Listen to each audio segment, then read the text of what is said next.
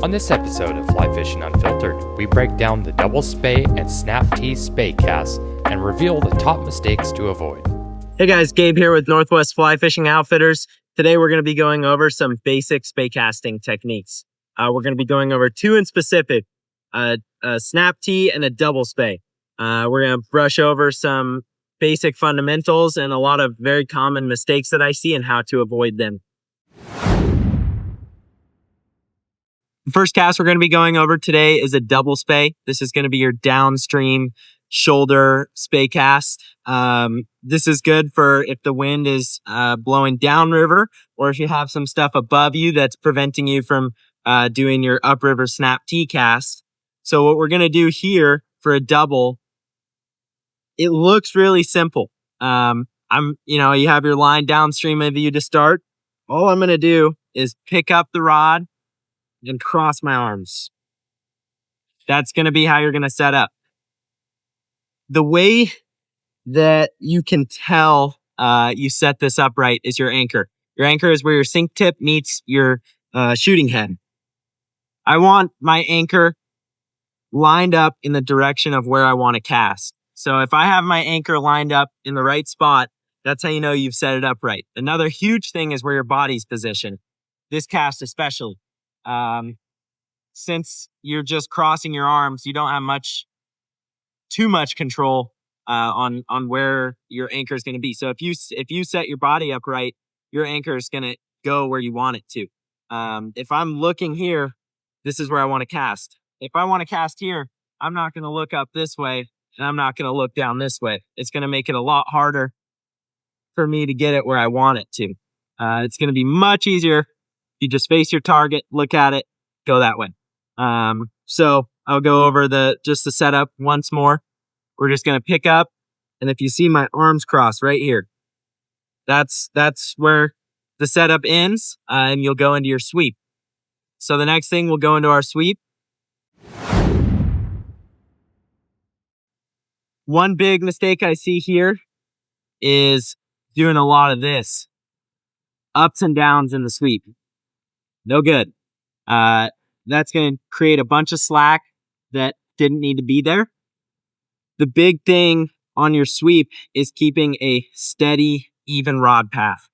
Whether that's coming here and starting up at the beginning and then coming around, or what I like to do is I come here, set up, and I come low, and then I climb the mountain at the end when I go to set up my D-loop. I know some people like it rod tip up first and then even plane up. I personally like to start where I finish, come down low, and then go up. Now we're going to get into forming your D-loop. This is where all the power comes from. This is what loads the rod for your forward stroke. So when I come here and I sweep around, I'm going to have a nice D that forms behind me. There's a couple mistakes I see with this that is going to cause you to blow your anchor, which is where your sink tip and your shooting head meet. That comes out of the water. Everything behind you is going to be aerialized, and that's when you're going to hook up on bushes and trees. One big one is coming here and coming up too high. No bueno. Keep it controlled. When I come here, I'm going to go up, but I'm not going up so high that everything's lifting up out of the water. Another thing is slow down. You've probably heard this a billion times in normal fly casting, whatever it may be, but slow down is a big one. If I come here and I rip around too fast and go up, it's all behind you.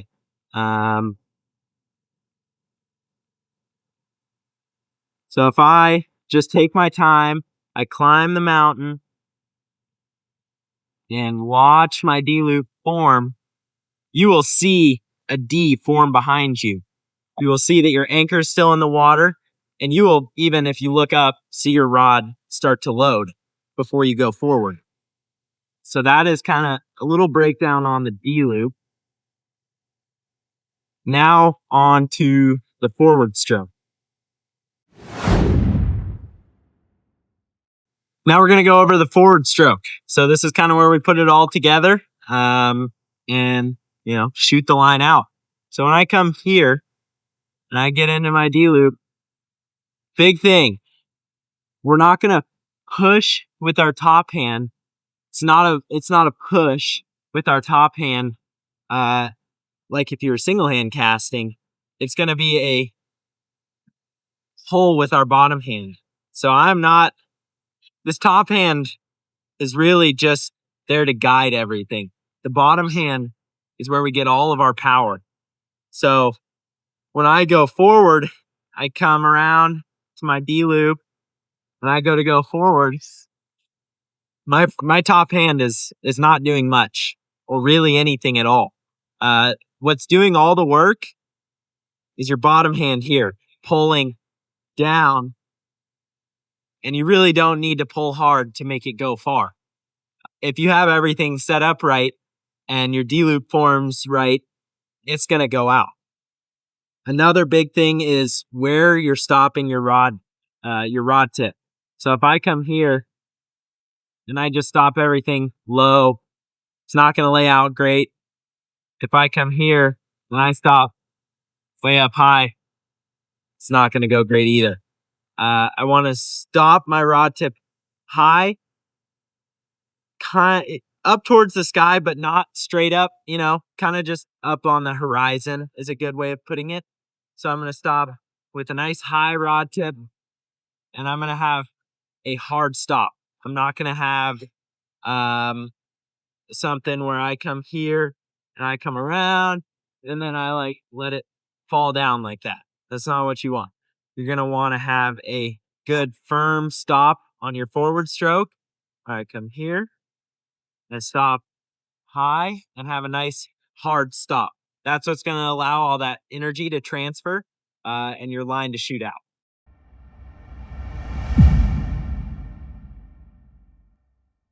We're going to do a quick recap of the double spey. So again, starting, what I'm going to do, I have my hands here. I'm going to cross my arms, drop it over, come into my sweep, up into the D-loop position and forward. Nice high stop with an abrupt stop on that forward stroke. Not too much power.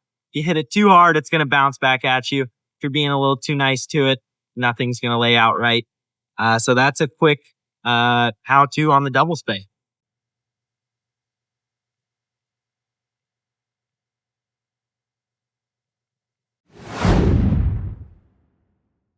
Now we're going to jump into the Snap-T cast. Unlike the double spey, this is going to be an upstream anchor cast. This is going to be the most commonly used spey cast throughout everybody. If you watch someone spey cast on a river, they're probably going to be doing this.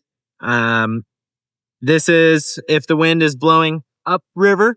If you were to do a double spey in that case, your line's going to get blown at you. So this is where this would come into play. Or again, if you have something downstream of you that's in your way. The first thing we're going to cover for this cast is the setup. This is called the Snap-T or the Snap-C. This is how you're going to set up for the rest of the cast. All you're going to do is you're going to draw a C with your rod. Now, where it can get dangerous is if you draw too tight a one, you draw a very thin C, odds are high that fly is going to come right into the tip section of your rod and cause some issues and, possibly break it. So the way to avoid this for when you're just starting out with this cast is to draw a big C.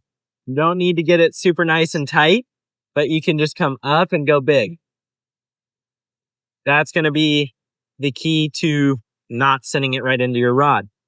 Now, to set up properly for this cast with this Snap-C, I'm going to draw the C over where I want to cast. So if I'm wanting to cast 45 downstream, I'm going to pick a target.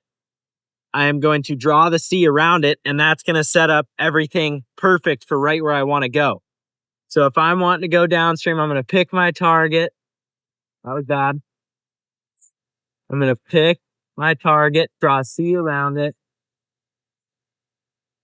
Goes right to where I want it to. Another thing that people do wrong with this cast and the setup is when I come here and I stop, that you're done. Don't go any farther. It's all one fluid motion. I'm not going to come here, stop here, and then go the rest of the way. It all needs to be fluid. So when I come here, I'm going to stop here. No going like this more, coming around more. You're just creating slack that doesn't need to be there. So I'm going to come here, stop, and that's going to set you up for, the rest of the cast. So that is the Snap-C portion of this cast, the setup. Now we're going to cover the sweep. Very similar to the double spey, except now we're sweeping upriver instead of downriver. So you're going to have a little more tension. You're going to feel things a little more. Same mistakes that you want to avoid. I come here, I do my C. I don't want to do this and create a bunch of, up and down in that sweep. I want to have a nice, steady rod path. So whether that, again, is starting low and then climbing up at the end, or if that's coming here, doing my C, coming up, and starting high and keeping a steady rod path. Keeping a steady rod path is going to be very big. Another thing to avoid here is rushing your sweep. I could sit here for 10 seconds, still come around, take it nice and slow, and go out forward. There's no need to rush this. In some faster water, maybe, but in almost all of your runs, this is not one where you're going to have to come here and rush it around. The heavier sink tip you have, the faster it will sink. So that is one thing to keep in mind, but there's no need to rush this. It's a nice, slow sweep to the firing position. And that's your sweep. Now we're going to go into the D-loop and the forward stroke. Not going to spend a ton of time on this one, just because we went over it with the double spey and it goes hand in hand. But this is putting it all together. So when I do my C, I come here, I sweep up. I have a nice D-loop that forms just like the double spey. One big thing is always look at your D-loop. Look behind you. See what's going on. When I come here, I'm going to sweep up and have a nice D-loop form behind me. Again, you don't want to go too fast or go up too high. Your anchor's blown, everything's out of the water. Same if you go too fast, everything's out of the water. No good. So a nice smooth sweep to the firing position. And then the same thing with the firing position. What we're going to do from there is we're going to come here and have a nice pull down on the bottom hand after the halfway point in the cast. Have a nice high stop point just right about there. And that's it, man. That's Snap-T.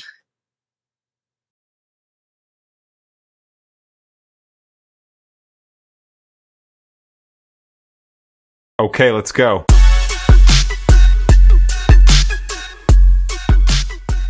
Another quick add-on I have here. If you can see where the green running line, that's what we call the running line, meets the blue, which is my shooting head. Another very common thing is people like to have their shooting head in the eyes of the rod, which works. But you're not maximizing the line. These lines have a rear taper. It's not much, but it has a rear taper, which is going to make it a little easier to turn over. So having a little bit of running line, we call it overhang out. To start, I would say anywhere from 6 inches to a foot is good. The shorter, the smaller your casting strokes will be. And the more, the bigger you have to make things. So to make it simple to start, having a short amount is good.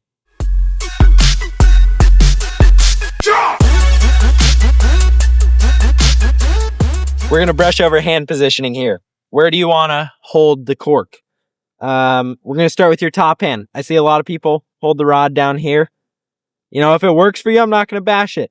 But where I like to, and I think where 90% of people like to have their top hand, is right up at the top and your thumb pushing on this little bump right here.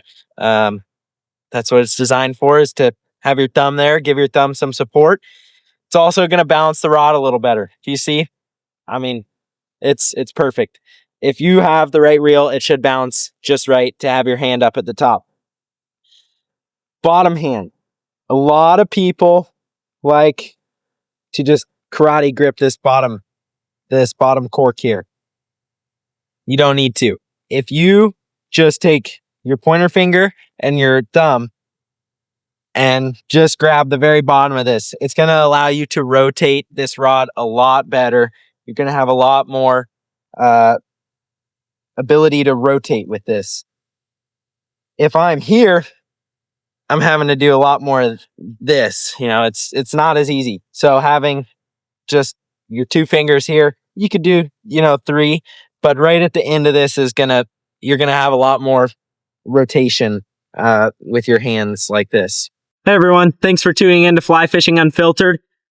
Make sure you hit the subscribe button. We'll have more of these spey casting videos coming out here soon. We will go more into some of the touch and go stuff, so be on the lookout for that.